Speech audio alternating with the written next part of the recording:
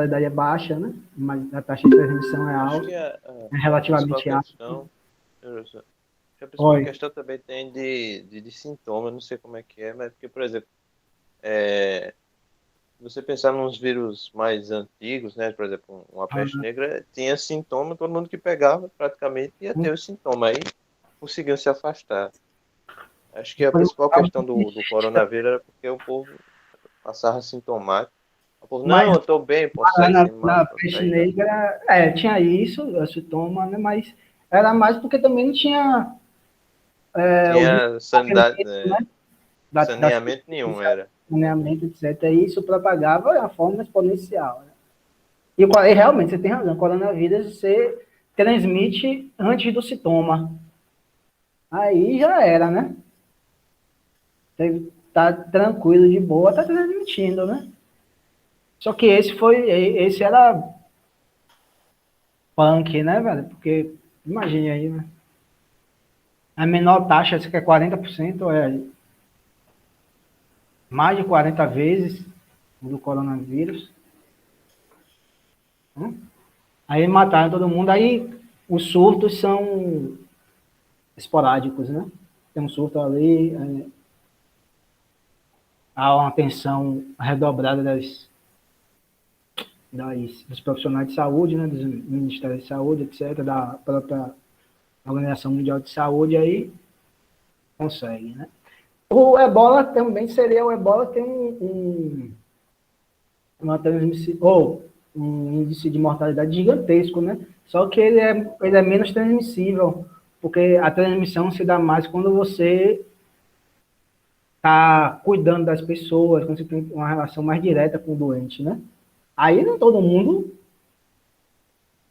tem age dessa forma, né? Por isso que atacou muito, lógico, a África por questões particulares de lá, mas também dizem que transmitia porque as pessoas lá na África, como a estrutura de saúde, na maioria das vezes, é precária, eram os próprios familiares ou pessoas próximas que cuidavam das pessoas, né? Que ficavam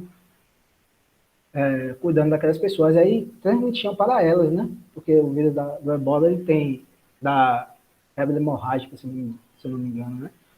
Aí para limpar, etc., aí eles transmitiam. Natan, chegou um clone seu aí, Natan. E esse é. Não é porque eu fui pro notebook, saí do celular, porque tá descarregando já. Mas esse é barril. Né? Mas é o problema do desenvolvimento urbano, né? E do desenvolvimento do próprio capitalismo, né? Etc. Na África tem muita questão da própria pobreza, né? Que as pessoas, por exemplo,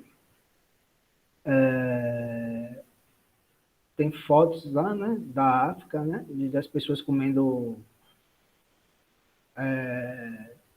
animais silvestres, né? Vendendo animais silvestres, matando animais silvestres, né? Algo surreal, né? Sem nenhum tipo de preocupação sanitária. Horrível, tanto para os animais quanto para as pessoas, né? Que estão manipulando aqui. Mas aqui, por exemplo, tem uma feira aqui em Salvador, né? Que vende bichos vivos, né? Compra, etc. Mas também para os rituais das religiões, né? De matriz africana, né? Que também a manipulação deles não tem nenhum tipo de preocupação sanitária, velho. Eu fico impressionado quando eu vou ali e ver alguma coisa. Eu falo, pô, bicho, rapaz. E é galo, galinha, bode, não sei o que lá, tal. Algo. Eu fico assim, pô, como é que não? Que é difícil, né? Passar, né? Na questão mais fácil. Porque se fosse fácil, né? A gente estava numa situação terrível, né? Mas você vê que não é tão fácil que haja esse salto, né? Essa passagem dos animais para os humanos, né? Essas zoonoses. Mas não foi a primeira, não foi a última e nem será a última pandemia que nós iremos passar, né? Espero que a próxima eu não esteja nem mais vivo, né? Esteja abaixo do estresse dessa que foi, né? Eu não sei quanto O tempo estranho é parado. que aconteceram mesmo muitas epidemias em começo de séculos. Que né? Porque nesse mundo globalizado, né? Aí a possibilidade de ela se tornar algo global é muito grande, né? Na verdade, foi isso que aconteceu, né? Na China, que é hoje tem os aeroportos mais movimentados do mundo, etc., né? Aquela região, né? E a China é o mais populoso também. Quase metade do mundo tá lá.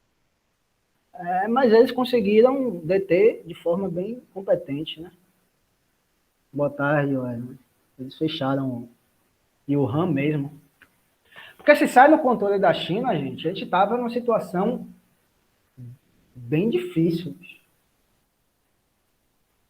Se sai do controle da China, uma situação a gente ainda estaria nessa, viu? Uma situação bem pior. Porque se sai no controle de lá, como que aconteceu na Índia, como que aconteceu na Itália, nos Estados Unidos e no Brasil, nossa, seria uma tragédia imensa. Mas aí eles fecharam, né? Tem um documentário que é interessante, que foi do começo, né? Que é Um Dia em Wuhan. É massa, quem quiser assistir, para ver como é que eles fecharam lá a cidade toda, né? No feriado mais que movimenta mais pessoas, né? O feriado lunar chinês.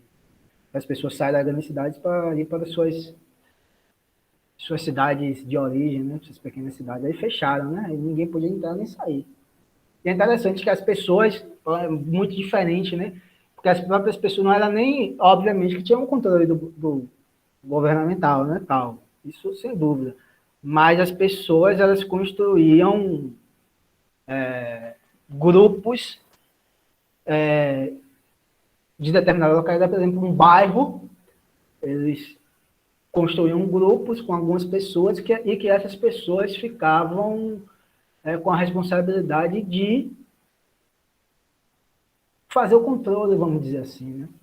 Ia na casa de alguém que tinha suspeita da doença, conversava, ia na casa de outras pessoas, conversava. Quando dava resultado positivo, aí ia lá um grupo, fazia toda a limpeza da região, fechava tudo, isolava tudo. Então, eram os próprios chineses que faziam isso, né? Não precisavam do partido do Partido Comunista para que fizesse isso, né? Uma questão bem interessante essa, como eles internalizam isso, né, do cuidado com o outro, né, que aqui a gente não teve, né? Aqui foi deixa morrer, faz experiências de medicamentosas que não têm eficácia, né, óbito também é alta, etc, essas bizarrices que só no capitalismo a gente vê. Vocês podem pensar, a gente está discutindo aqui, a gente vai entrar no assunto, né? Só bate-papo. Pode pensar, pô, professor, você fala só do capitalismo, etc. Pô, mas venhamos e convenhamos. Você não imagina em outra organização social um plano de saúde ter como conduta oficial obrigar os médicos com pena de ser desligado do plano para que eles passassem um kit de medicamentos que não tem nenhum tipo de eficácia e que, por outro lado, as pessoas que se internavam, e teve alguns casos que eles foram desligados, oxigênio, etc., e a direção do plano de saúde dizia que a pessoa morta também era alta. Não existia. Só nesse mundo, nessa estrutura econômica, que há a possibilidade de haver esse tipo de comportamento totalmente absurdo e irracional, tendo como único objetivo o lucro. Quando a gente fala assim, quando eu passo falando assim, vocês acham, se cansam, obviamente, alguns de vocês se cansam da pessoa falar, repetir, de você, às vezes vocês pensam, eita, que o professor vai falar mal disso, daquilo, vai ser exagero, mas não, veja a realidade que vocês vivem. Né? Veja qual é o absurdo de um plano de saúde ter uma posição desse para lucro. Porque o tempo de UTI de um paciente grave de Covid-19 É um tempo de UTI muito grande, é muito custoso. São meses, assim, por baixo, um mês de UTI. E custa muito caro um paciente na UTI.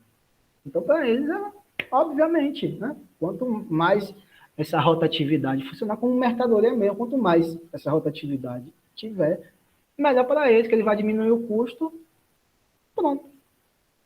Então, vocês sempre vejam a realidade que vocês vivem, né? Para vocês tirarem e perceberem sei que nós estamos falando, eu, o Rômulo, outros professores, é um absurdo, né? É algo que vocês não concordam, que vocês têm todo o direito de não concordar, se é um absurdo ou se não é um absurdo, né?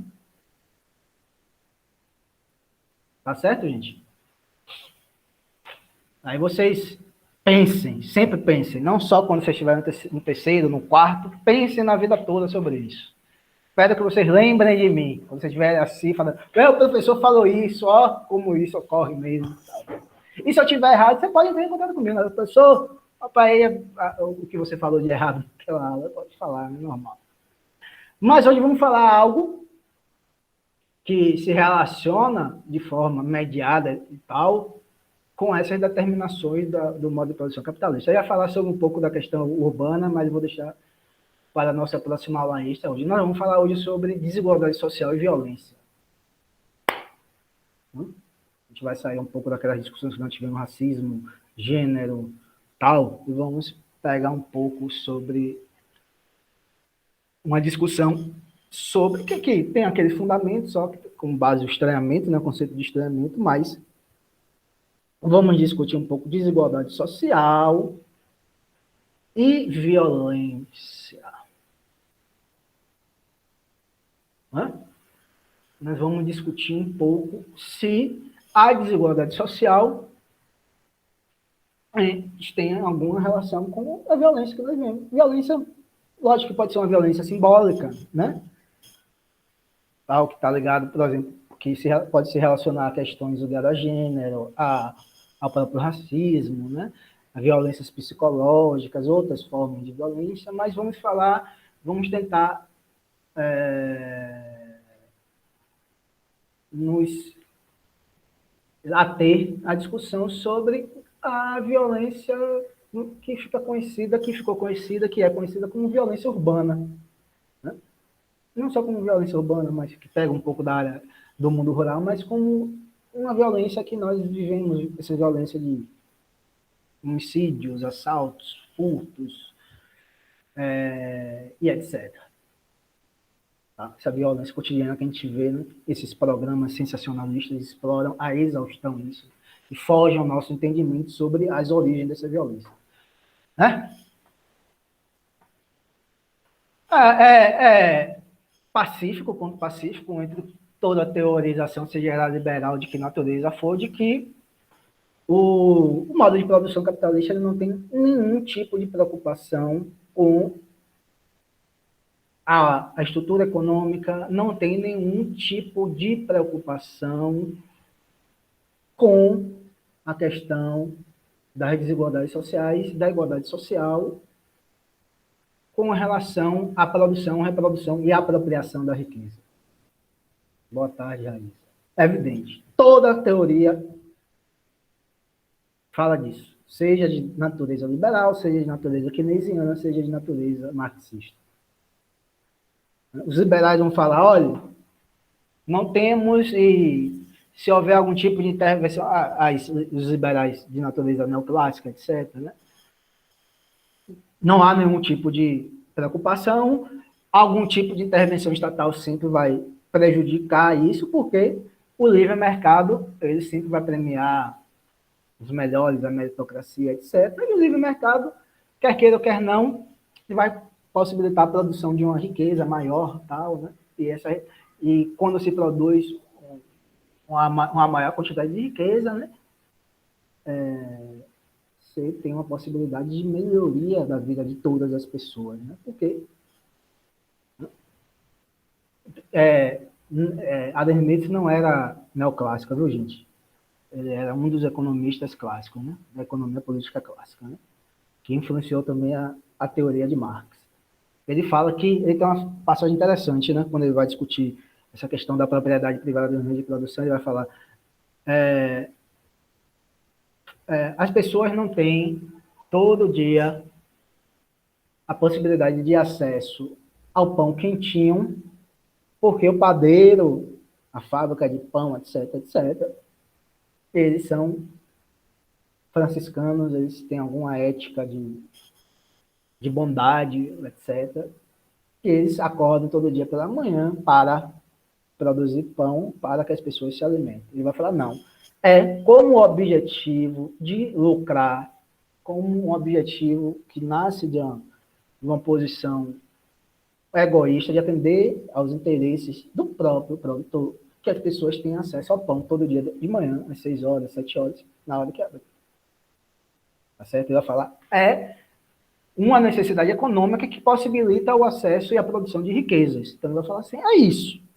Tá certo? Aí chega, como nós vimos, chega lá na crise de 20... nós não vimos isso não, perdão. A gente vai ver, acho que no 4 ano. Na crise de 29, esse liberalismo, esse laissez-faire, sem nenhum tipo de regulação por parte do Estado, ele entra em crise. Entra em crise, se desenvolve uma teorização, nasce, né? Já nasceu, né?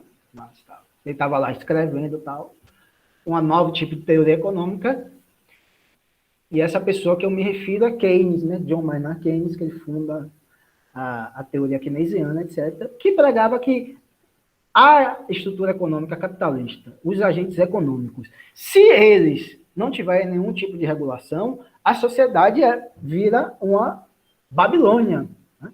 Vira uma loucura. Crises, pobrezas, etc. Então tem que haver, o Estado tem que regular em determinados momentos, tem que investir em determinado momento, tem que deixar de investir em outros, mas o Estado sempre tem que estar regulando, porque a atividade econômica, as relações econômicas capitalistas, deixadas segundo só sua lógica econômica, ele termina sendo maléfica para o conjunto da sociedade. Basicamente isso. Tal. Por isso que o Estado deve intervir. O marxismo fala que a organização da sociedade economicamente, desse momento histórico que nós estamos vivendo no capitalismo, é anárquica, é irracional, é incontrolável, é concentradora de renda, é concentradora de capitais, fomenta a desigualdade social, etc. E não adianta a intervenção do Estado. Né?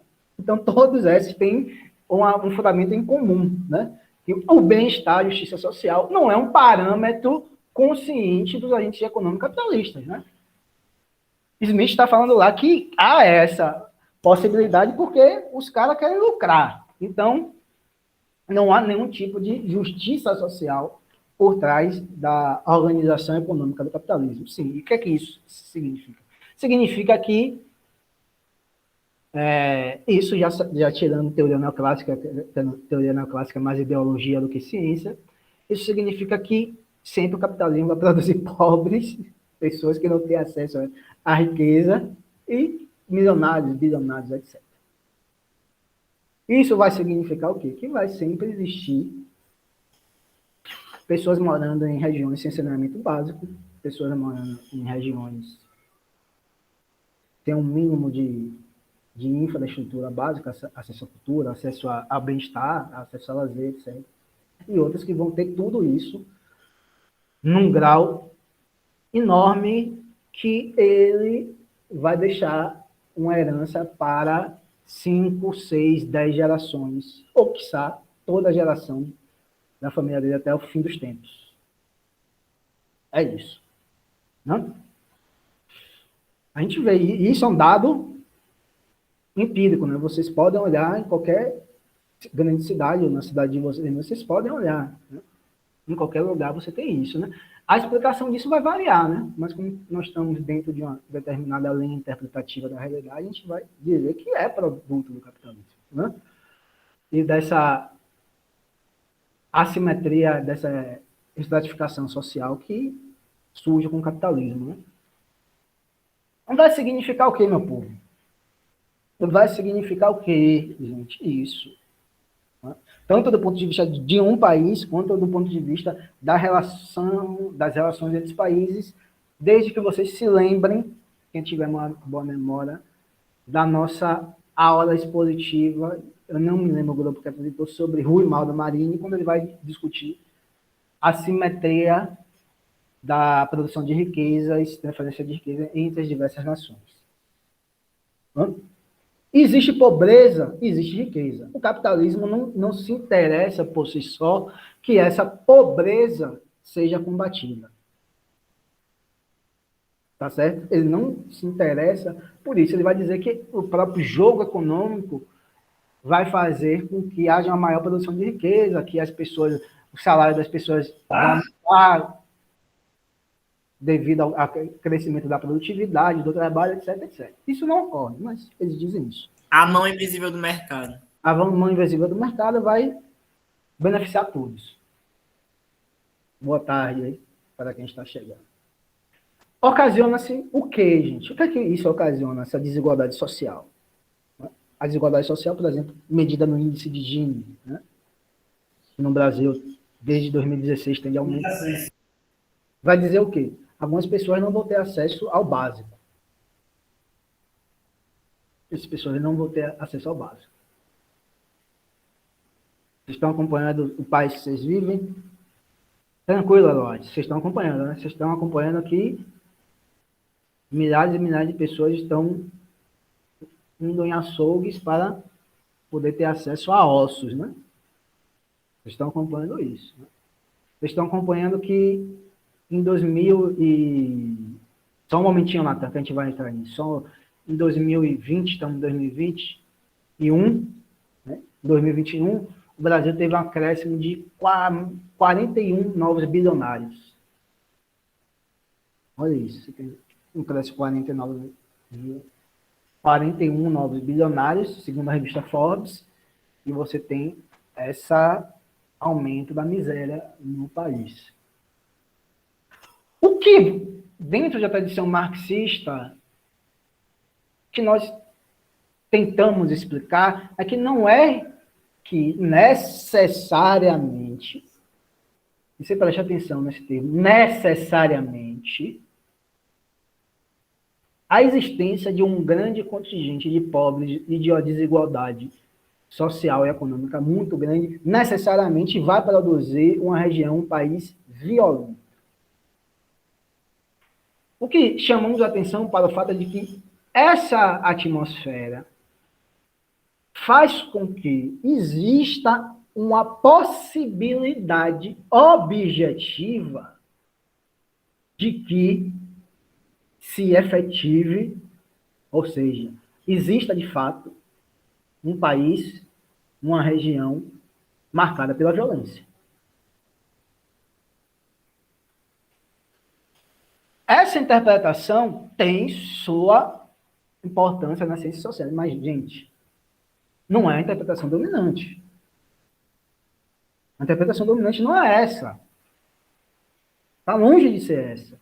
Por exemplo, tem uma antropóloga que faleceu tem pouco tempo, Alba Zaluá, que era especialista em violência, ela escrevia vários artigos criticando essa interpretação marxista, etc. Ela falava sobre essa questão da violência como uma questão mais ligada a uma ética, a uma vontade de poder, tal. Uma questão bem questionável do meu ponto de vista. Mas essa também não é nem a dominante, né? Quer dizer, a dominante pode ser na antropologia, nas ciências sociais, mas senso comum das pessoas, como pessoas interpretam a violência, como compreendem a violência, e como os meios de comunicação explicam, manipulam e fazem com que esse tipo de interpretação seja dominante. É qual? Lembrem-se que, acho que foi no segundo ano, eu dei para vocês me lembrarem, Natan, a gente estudou a relação entre indivíduo e sociedade. Estudou no segundo Estudamos? ano. A gente Pronto. estudou. Pronto. A teoria, ou a concepção de mundo, ou a visão de mundo, predominante para explicar a violência urbana, diz assim, o cara é violento. Simples.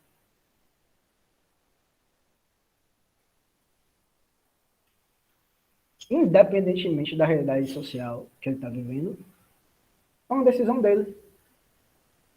cara de livre, espontânea vontade, a pessoa de livre, espontânea vontade, saiu, foi assaltar, assaltou, traficou drogas, etc. Por livre, espontânea. O que ele está falando? Eu acho que eu falei isso nas nossas aulas da segunda ano, que a sociedade não tem nenhum peso explicativo sobre o comportamento dos indivíduos, que é a base da teorização liberal. Então, o indivíduo adotar de uma racionalidade, o filósofo, aí, ó, dando filosofia, ó, obrigado por trazer isso. É dotado de... Valeu, abração, vai lá, meu querido, depois você assiste. É dotado de uma racionalidade e dessa racionalidade ele toma decisões que não dependem da realidade social em que ele se encontra inserido. Essa é a raiz da explicação liberal. Essas são as raízes das explicações dominantes do ponto de vista da teoria do direito, juridicamente falando. Essa é a explicação que os grandes meios de comunicação dão para a violência. E essa é a explicação que seus pais, suas mães, seus irmãos, suas irmãs, o vizinho, a pessoa que você compra alguma coisa na mercearia, que você se relaciona no transporte público, etc., vão dar essa explicação para isso. Essa bandidagem está muito grande, né? Isso é culpa da falta da família. Alguns também remontam à questão religiosa, isso é falta de amor de Deus, né? Isso é falta de impulso firme da família. Essa família está assim, assada, a família tradicional está acabando. Ninguém culpa, por exemplo, ninguém fala, isso é culpa da falta de comida. Ninguém fala isso, né? Você vê, né? Não tem essa expressão, é culpa da falta de comida. Mas da falta da religião tem. Como se a religião substituísse. Ninguém fala isso. É falta das oportunidades de vida que nossa sociedade dá para aquelas crianças. Ninguém fala disso, mas... Ou fala isso, que é a pior de todas, ou fala isso, que é falta de Deus, etc. Como se... A religião tem importância nisso? Tem peso? Tem. Óbvio que tem. Né? Óbvio que tem.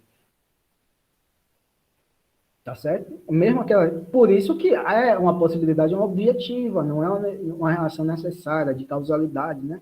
As pessoas podem estar numa realidade social tão grave, mas a pessoa, sei lá, pode estar lá na igreja, etc., e aquilo ser um condutor da vida dela, um fundamento ético muito forte para a vida dela, e ela não roubar. Mas outra pessoa, vizinha dela, na mesma situação, está roubando, está traficando drogas, etc. Lógico que tem a liberdade do indivíduo, mas as pressões sociais, condições econômicas explicam muito. Né? Então, nesse sentido, a desigualdade social ela vai estar estritamente vinculada com o processo de violência. Né? Principalmente quando você desenvolve, quando as cidades, os espaços urbanos, né, se desenvolvem de uma forma muito grande, crescem de demasia e se tornam um espaço privilegiado de divisões sociais, divisões econômicas. Por quê? Porque a densidade, olha, isso é bem interessante, porque a densidade demográfica das grandes cidades é muito grande, em regra é muito grande. Significa o quê? Significa que a proximidade entre as pessoas que têm um nível de vida mais elevado e as pessoas que têm um nível de vida mais baixo é menor. Então, você salta às vistas essa assimetria social, principalmente no Brasil. No Brasil, você tem fotos, né, tem uma foto clássica que circula por aí, acho que é em São Paulo, né, em um prédio ultra luxuoso, que tem uma piscina por andar, uma varanda gigantesca, e você tem ao lado uma favela. Tem aqui, pertinho aqui de casa, perto, você desce aqui a ladeira, vira à esquerda, anda mais um pouquinho, sobe, você vai sair no Horto Florestal, né, que é um dos bairros aqui do centro de Salvador, né, da área mais central de Salvador, mais valorizados, etc. Mansões gigantescas, prédios extremamente luxuosos, mas você só descer, atravessar a rua, que você vai estar na comunidade carente, etc., dominada pelo tráfico de drogas e tal. Tem essa possibilidade também. A própria densidade demográfica ajuda nesse processo de você sempre estar em confronto de uma classe contra a outra. E as pessoas, e uma parcela dessa população, por estar limitada nesse processo de inserção social, inserção cultural, entre possibilidades do que ele vai ser da vida dele, realmente você só vai ver a única possibilidade de ter acesso a algum tipo de conforto material através do roubo, do furto e do tráfico de drogas. Ou agiotagem, ou o que quer que seja. Né? Aí você vai falar mais uma vez, professor, o cara conhece um cara aqui que, olha, trabalha, vende isso, trabalha, estuda, faz isso. Gente, é a possibilidade. Nem todo mundo vai fazer isso. Né? Por N motivos. Dentre esses N motivos, porque ele pode ser morto, né? Obviamente. Então, é uma decisão que traz um risco, um perigo para a própria vida da pessoa. Né? E desse ponto de vista, o importante que vocês tenham em mente é a falta de um projeto de futuro que essas pessoas têm. Saiam da vida de vocês e imagine vocês vivendo numa comunidade. Tá certo? Vocês têm um projeto de futuro, um para onde. Eu estou estudando, eu estou fazendo isso porque eu quero chegar em algum lugar. E eu posso chegar em algum lugar, né? Pelo menos na cabeça de você, na minha também, né? Eu posso chegar em determinado lugar, terminando o Instituto Federal, entrando na faculdade, ou fazendo outro tipo de curso, etc, etc. Eu posso chegar a algum lugar. É meu projeto de vida.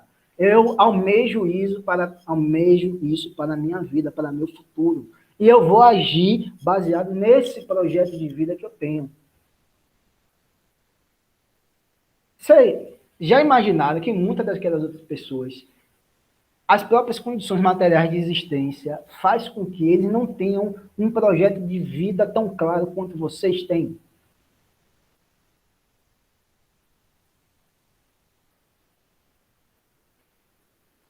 Não se aplica mesmo a todos. Quantas pessoas... E vocês vivenciam isso. Olha a dificuldade de alguns colegas de vocês, que todo mundo sabe, nesse processo de pandemia, com a crise econômica que surgiu, muitas pessoas estão na dificuldade porque tiveram que ajudar os pais a sustentar a casa. É uma dificuldade a mais. Mas vocês têm um projeto de vida. Imagine pessoas em que isso é a realidade desde o nascimento. A pessoa fala, para que eu vou estudar, velho? Eu vou ter o que em minha vida se eu estudar? Poxa, eu saio aqui de casa, na porta de casa passa um esgoto a céu aberto, né? Os políticos só vêm aqui de 2 em 2 anos, ou de 4 em 4 anos pedir volta, não tem nenhum tipo de possibilidade, né? Qual é a possibilidade de vida? Aí você tem aliado a isso, que é algo muito forte, né? Você tem o próprio processo de desenvolvimento de uma atividade econômica central do nosso período histórico. Pense na publicidade. Nós somos bombardeados todos os dias. Se você ligar a televisão, você vai ser bombardeado todos os dias, muitas horas por dia, por propagandas. Você está dizendo aqui, consuma. Consuma. Consuma. Consuma. E nossa sociedade vincula muito o processo de realização pessoal com o processo de acumulação de bem material, como eles falam, né? Felicidade, termos mais precisos. E esse mundo que as pessoas vivem você precisa fazer isso para ser gente, mas nós não damos condições objetivas para que você se torne gente. É um oferecer e um tirar. É um oferecer e não dar condições.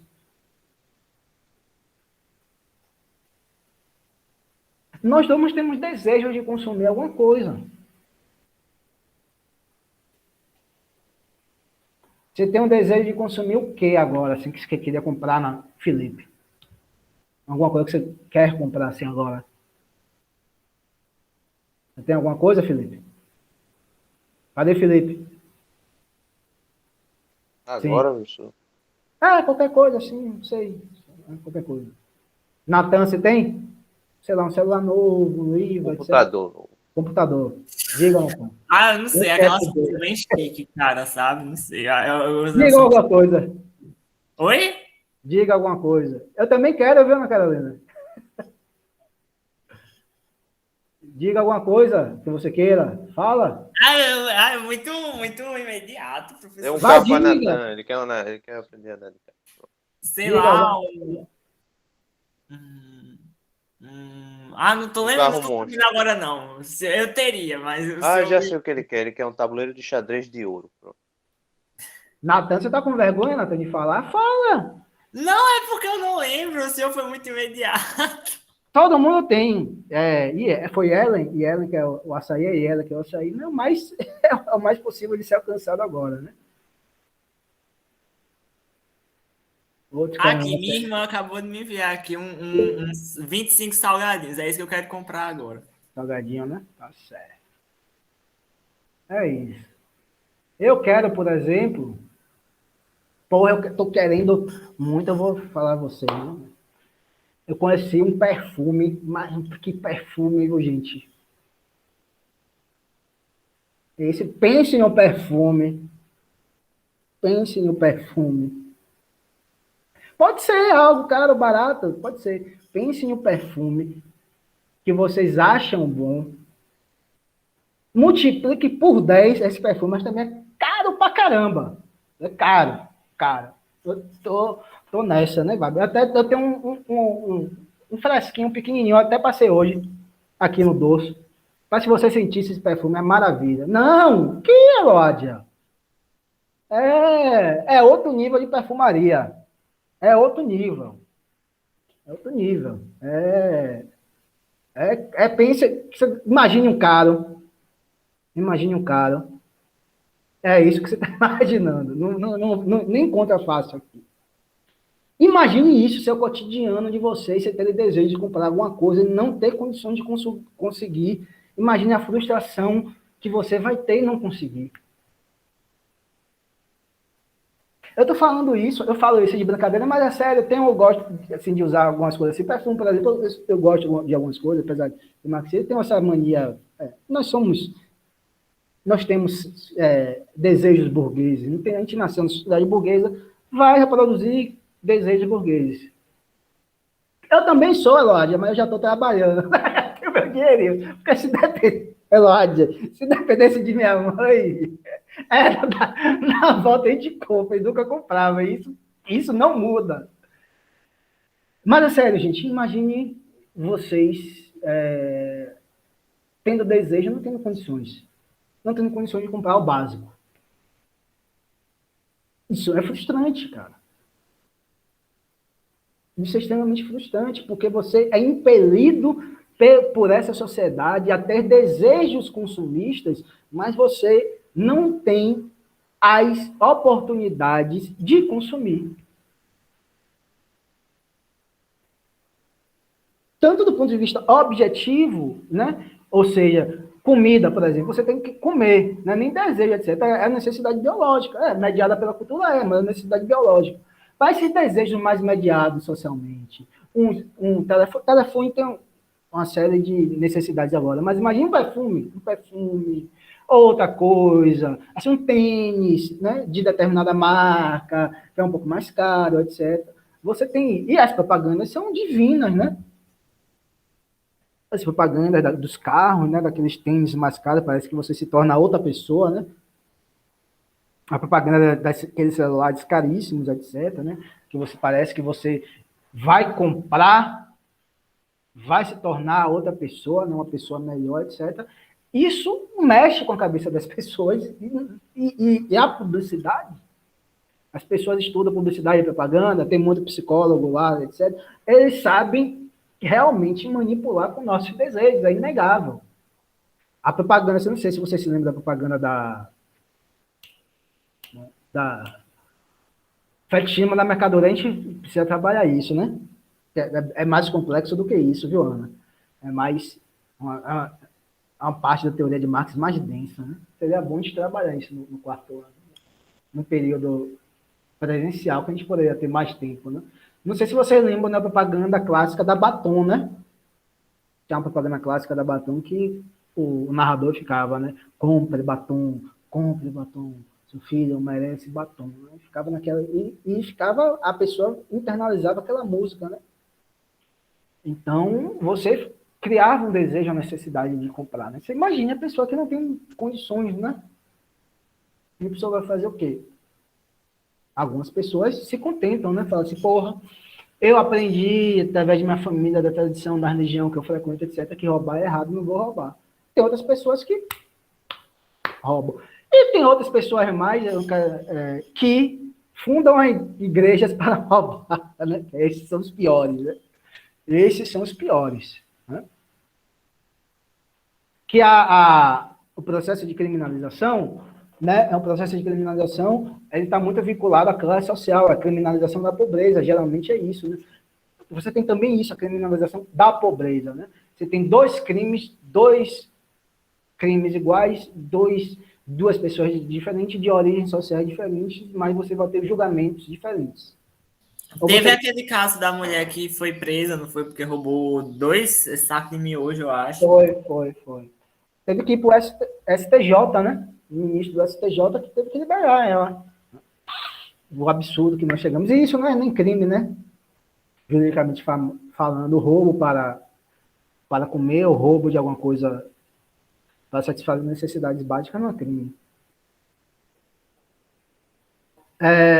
Aí você tem isso, tá certo, gente? Você tem essa sociedade desigual que uma estrutura econômica que não tem nenhum tipo de preocupação com a pobreza em si. Você tem essa lógica do consumismo em que essa mesma indústria produz, cria, vai reproduzir necessidades de consumo, mas você tem milhões de pessoas que não têm acesso a esse bendito do consumo. O que fazer com essas pessoas? Essa é a pergunta. Por isso que é uma possibilidade objetiva de desigualdade social e violência. Tá certo? E violência. Imagine você, vamos fazer, fechar os olhos e imaginar essa realidade. Vocês foram transportados para a Escandinávia, Noruega, Suécia, Dinamarca. Imagine vocês nascerem numa família de trabalho, classe trabalhadora lá, tal, aquele nível de vida médio de lá. Tirando o freio, né? De matar lá. Mas você está lá. Qual é a lógica? Isso ninguém responde, os liberais não respondem, ninguém responde. Qual a lógica de um adolescente médio de um daqueles países saiam de casa com algum tipo de arma, entrem no transporte público, tire a arma da cintura, diga que é um assalto para roubar um celular de outra pessoa. Isso é lógico. Imagine essa cena na Noruega. Carol, isso é lógico? Imagine aí. Você imagina, você pensa nisso? Você vê em alguma notícia de jornal isso? Não. Índice de criminalidade lá? Maria, você vê? E Ellen? Natan, você vê?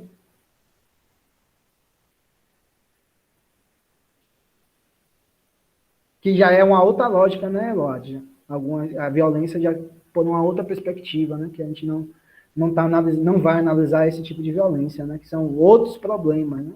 A gente está tentando fazer uma relação entre desigualdade social e violência, essa violência, né? Vamos dizer, grosso modo, violência urbana. Né? Mas essa violência também tem relações com o modo de produção capitalista, etc. Por quê? Algumas pessoas falam, cultural, outras pessoas falam, porque as pessoas... Porque... É interessante, quando você vai falar isso, geralmente as pessoas respondem com a seguinte frase. Você quer comparar o Brasil com a Noruega? Oxe, por que não pode comparar? Você está comparando alienígena com terráqueo? Por que não pode comparar, meu Deus? E é para comparar, é para você explicar porque em determinado país existe e em outro não existe. Por quê? Lógico, porque eu vou retirar toda a crítica à lógica de funcionamento do sistema capitalista como um todo, mas dentro das particularidades de um país central, as possibilidades objetivas de acesso à cultura, aos bens materiais, de acesso ao lazer, etc., e faz com que aquelas pessoas, além de ter o básico materialmente falando, tem mais do que o básico. E tem, além de tudo, um projeto de vida para que eles vão roubar. Ou eles vão roubar para dizer, não, eu vou roubar aqui para dizer. Na perspectiva de Al-Bazar, né, que ela discute muito isso. Ah, eu vou roubar aqui para me mostrar que eu sou mais macho do que outras pessoas por causa do machismo. Gente, deixa. Calma, gente. Vamos botar os fundamentos teóricos como eles são. Eles não assaltam porque eles têm acesso. Eles vão se arriscar para uma coisa que ele tem acesso, que ele não tem dificuldade em obter. Não faz sentido. Ah, professor, mas se você pegar a Índia é um país ainda desigual, etc. É o que eu estou falando, gente. Há a possibilidade. A Índia tem um sistema de castas, religiosamente falando, muito forte. Então, isso explica muito daquela estrutura social. Né? Tá certo, gente? Não tem esse tipo de violência, mas a violência contra a mulher lá é absurda, né? Então, essa vinculação, essa possibilidade que o próprio modo de produção capitalista tem de produzir riqueza, que essa riqueza nem todas as pessoas têm acesso a essa riqueza, e algumas pessoas têm o desejo de consumir, vão consumir de alguma forma. Tenho certeza disso. De que forma vão consumir? Não sei. Você tem um índice... É porque vai depender muito, né, do contexto, da trajetória, etc. Mas, em linhas gerais, é isso, né? Se você pegar a realidade dos países latino-americanos, é essa. Né? Você tem um índice de desemprego hoje no Brasil altíssimo, né? Apesar de, na época da aprovação da reforma trabalhista, as pessoas falarem que ia surgir milhões e milhões de postos de trabalho, não foi isso que aconteceu. Hoje em dia eles já mudam esse discurso e dizem que assim a reforma trabalhista poderia ser pior. Né? Essa, logicamente, no direito trabalhista, você vai retirar o peso do Estado nos empreendedores, os empreendedores vão se sentir estimulados a reinvestir na produção. Reinvestir na produção significa contratar mais gente, aumentar salário, etc. Né? Eles só se esquecem de falar que o objetivo do todo capitalista é aumentar seu lucro. Né? Se ele deixa de pagar para o Estado, ele vai ficar com ele. Não vai passar para os trabalhadores, não, mas é a ideologia dos caras. Né? Então, num índice de desemprego tão alto, com a massa salarial caindo no Brasil, etc. Isso está se tornando mais agudo, né? Raíssa, tchau, Raíssa foi embora. A gente já está terminando a aula, gente, não saia. Por favor. Aquelas pessoas, basicamente aquelas pessoas, vão ter uma inserção no mercado de trabalho, ou né, recebendo salários menores, né, ou nos países mais pobres, o índice de informalidade é muito grande, ou seja, aqueles que não têm carteira assinada, etc, etc. Ou eles vão se informar, ou eles vão fazer o quê? O que é que resta? Você tem todo o seu território. O que é que vai restar para aquelas pessoas?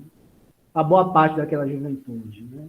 O que é que possibilita? Qual é a abertura do mundo? O que é que possibilita ele ter acesso a algum tipo de consumo? Né? O tráfico de drogas.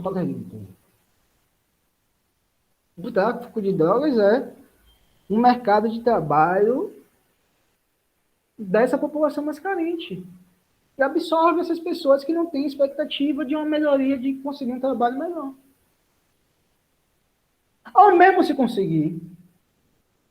Isso aí, lógico, isso depende da decisão de cada pessoa, ou mesmo se conseguir.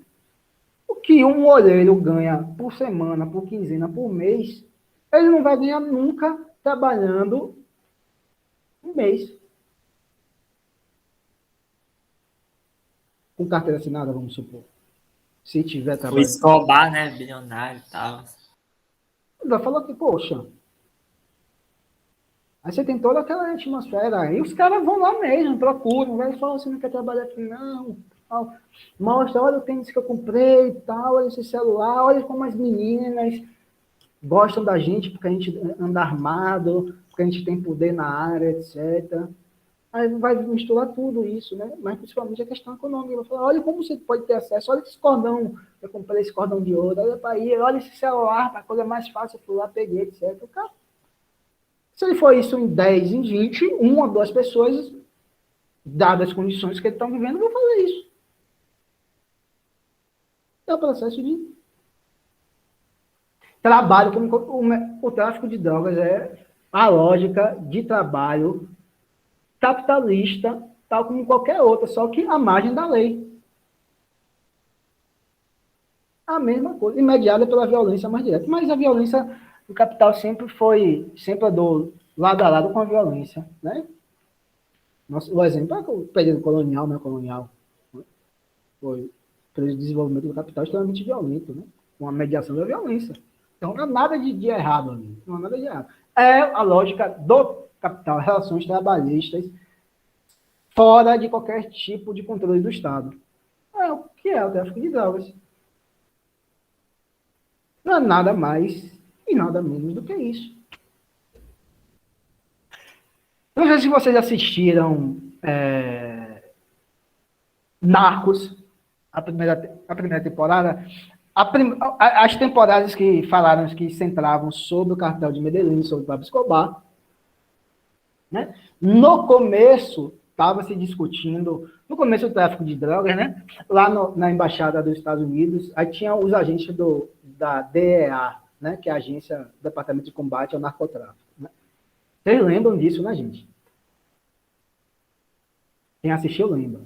Eu não assisti, não, mas meu pai tá soprando meu ouvido tudinho aqui que ele assistiu.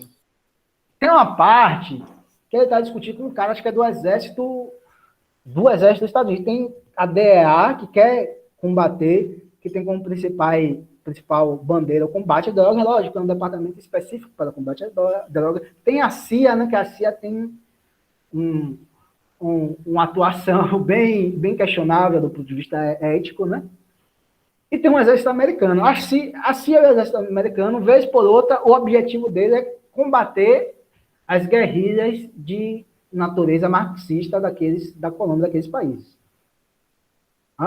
Aí tá um dos dois agentes, acho que é no período tem um que tem um nome mais latino, tem um que é bem americano, que é um tipo bem americano, que é loiro, etc., que ele chega, e tem outro que é um que tem um nome latino, esqueci o nome desse agente.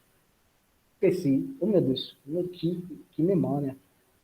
Eu esqueci, aí estão lá discutindo sobre isso, eles falam, não, porque nós temos que combater nosso principal inimigo da Colômbia, o tráfico de drogas, é Pablo Escobar, etc, etc. Aí esse cara do exército, que tem aquele cabelo bem típico do exército, de um personagem, não sei se vocês já jogaram, já viram, já jogaram, Street Fighter, aquele jogo famoso de luta e tal. E tem um personagem do exército americano com aquele tipo de cabelo, tipicamente aquilo, né? Bem caricato. Aí ele tá falando com um cara, com a gente da DEA, interessantíssimo. Eu falei até com outra turma ontem. Ele fala uma coisa interessantíssima. Né? Ele fala assim, não, nosso objetivo não é combater Pablo Escobar. Nosso objetivo é combater as Farc, as organizações guerrilheiras marxistas comunistas. Aí ele vira pro cara e fala assim, pô, eu não vou me meter com o Pablo Escobar, não. Acho que o Pablo Escobar não é nosso problema maior, não. O Pablo Escobar só quer ganhar dinheiro como nós todos queremos ganhar dinheiro aqui. Ele fala assim, Pablo Escobar,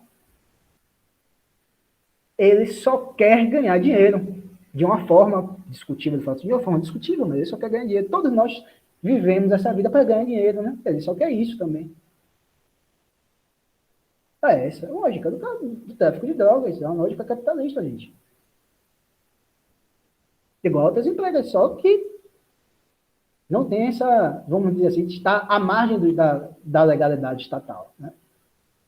E muitas pessoas, muitos membros da juventude mais carentes, eles veem o tráfico de drogas como uma possibilidade de ter acesso a bens materiais e ter acesso a esse, vamos dizer assim, a ele se tornar cidadão, ele ser ouvido, né? Lógico, de uma maneira distorcida, né? A ser autoritário, né? Aquele mandar, ele está com a arma, ele vai mandar, etc. Mas é uma forma que a realidade cotidiana dele não permite isso. Não vai permitir nem ele ter acesso social, nem ele se desenvolver como cidadão, como pessoa. Eles são aquelas pessoas são invisíveis do ponto de vista da importância que o poder público dá, e são invisíveis, estão vítimas de preconceitos de classe, de raça, de tudo, por pessoas de outros níveis socioeconômicos. É esse o ambiente social do nosso capitalismo, que é o capitalismo basicamente de toda a América Latina, dos países do Sudeste Asiático, né? E da África piorou, que é pior ainda. Então essa é a lógica do capital. Então, a lógica do capital possibilita, objetivamente, que as pessoas adentrem ao universo do trabalho, mercado de trabalho, mediado por uma atividade ilícita, violenta, que é o tráfico de drogas. Ou, de outro modo, que as pessoas tenham acesso aos bens materiais propriamente dito através do roubo, dos furtos, etc. É isso. Dentro dessa tradição, né? Novamente, vamos repetir, não é uma necessidade, não é porque as pessoas, não é a criminalização da pobreza, eu estou falando que as pessoas ela têm propensão a isso, como algumas liberais, algumas pessoas interpretam de uma forma bem questionável, né? Você está falando isso, está dizendo que os mais pobres têm tendência? Não. Há essa possibilidade que pessoas agem dessa forma. Se virar, como a sociedade capitalista e o Estado falasse para essas pessoas se virem. É isso que eles fazem. No popular, né, bem popularmente falando, a sociedade fala, para sobreviver vocês vão se virar. É isso. Algumas pessoas se viram de uma determinada forma, outras pessoas se viram de outras formas. Basicamente, esse é o panorama daquilo que eu acho que é a interpretação mais correta desse fenômeno, dessa relação entre desigualdade social, capitalismo e violência. Né? Por exemplo, a violência no campo tem uma outra natureza. É interessante que a violência no campo ela vai mudar. Ela é basicamente uma violência praticada pela elite econômica contra os trabalhadores.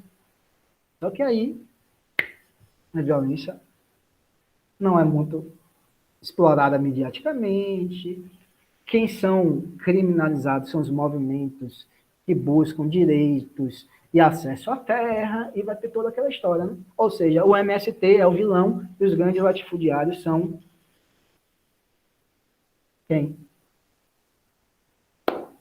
Os grandes empreendedores que levam esse país para frente, e afinal o agro é pop, o agro é tech, o agro é tudo, segundo a Rede Globo. de Passa televisão. só as máquinas lá, os caras só com as máquinas. Nossa, que bonito as máquinas lá.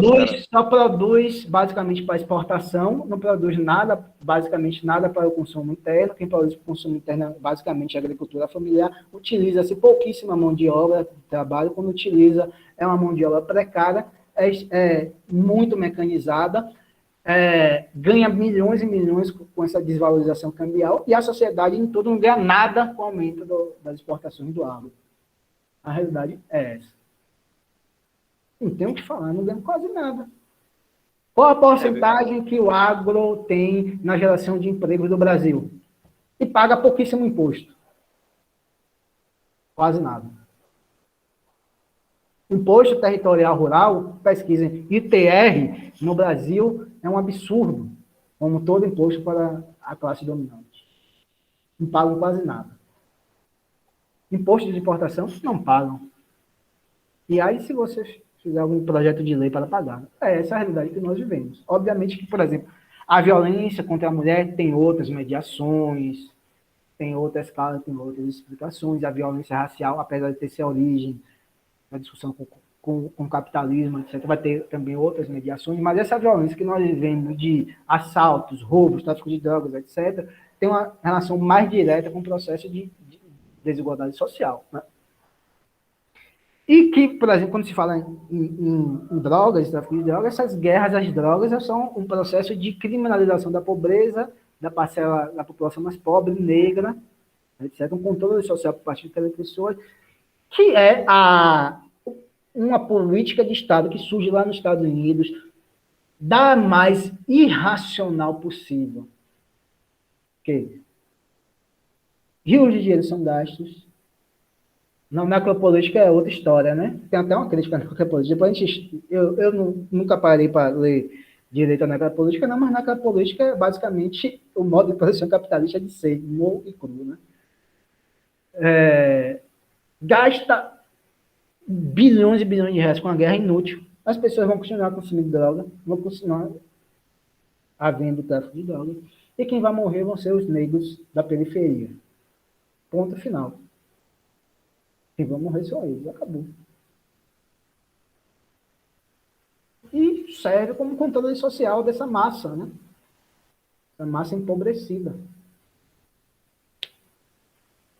O Brasil é o terceiro país com a maior população carcerária do mundo. Dentre os vários países com as maiores populações carcerárias do mundo, alguns países da América Latina estão em destaque. Né? Primeiro, os Estados Unidos, segundo, acho que é a Rússia. Não sei se é o terceiro ou o quarto, não sei se a China passou, etc. Mas o Brasil houve uma explosão brutal no governo do PT, viu, gente? Então é isso, gente. A violência, esse tipo de violência, eu estou dizendo que vai deixar de existir, que não vai deixar de existir, etc. Esse tipo de violência que nós debatemos aqui na sala, que nós analisamos, é fruto do próprio modo de produção capitalista. Não tem como sair disso. Que está em suas raízes aquilo, né? O modo de produção capitalista, para terminar, gente, lembrem, não esqueçam, é o único modo de produção em que a crise de escassez artificialmente construídas no meio de uma geração de riqueza inimaginável. O que a gente está falando? Se produz muito, muito, muito, muito, mas como o acesso é limitado, milhares de pessoas não têm acesso a essa produção de riqueza. Nas outras formas de organização social, crises econômicas eram consequência, basicamente, de crises econômicas mesmo, de escassez mesmo. Outros passavam um momento de pandemia, ou era um momento de seca, ou era um momento de enchente, que prejudicava a produção econômica em determinado período, e por causa do desenvolvimento técnico, causava fome, de miséria, etc. Mas no capitalismo não. Fome, miséria, etc. convivem perfeitamente com Jeff Bezos, que tem quase 200 bilhões de dólares de fortuna, que está hoje em dia brincando com Elon Musk e outro cara lá, e um australiano, né, para ver quem chega na atmosfera, né, sai da atmosfera, etc. Enquanto um monte de gente está passando fome. Essa é a realidade. Acho que a gente termina. 10 minutos de viagem e os caras gastam mais... 250 mil dólares. Não, e joga mais dióxido de carbono do que uma pessoa na vida todinha, né? Aí, ó. Não sabia disso. Não termina porque... Não gasta, não. Polui muito o meio ambiente. Polui muito mesmo. Porque os foguetes precisam de combustível, né? Sim. Você tá dizendo, né? A gente termina porque a gente no começo a gente tava querendo, né, ver o que é que a gente queria comprar. A gente pensou em todo mundo querendo uma coisa comprar. E a gente termina com ele, né? Eles comprariam, pegava assim um cheque assim e dizia, passa tudo aí que vocês querem. Acabou. É o dinheiro que ele vai ficar para a família. O sol vai explodir e o dinheiro de Jeff Bezos não acaba. A verdade é essa, gente. O sol explode, o sistema solar acaba, a vida aqui, a Terra acaba, e o dinheiro dele não acabou. Tamanha a fortuna dele. Gente. Então vamos nessa, né? A gente vê, marcar outro dia da nossa próxima aula, além da aula de quarta, vocês vão ter mais uma atividade, e a gente finda esse semestre, viu, gente? Desse prazer inenarrável de estar com vocês. Tá certo? Muito obrigado, a gente passou um pouquinho, mas... Certinho. Certo. Carol! Valeu. Boa semana, Yellen. Feliz dia dos Boa professores, viu? Valeu. Feliz dia do Yellen. professor. Valeu, Loádia. Yellen, vai lá no seu açaí, viu? Sueli, tchau, Loádia. Até mais.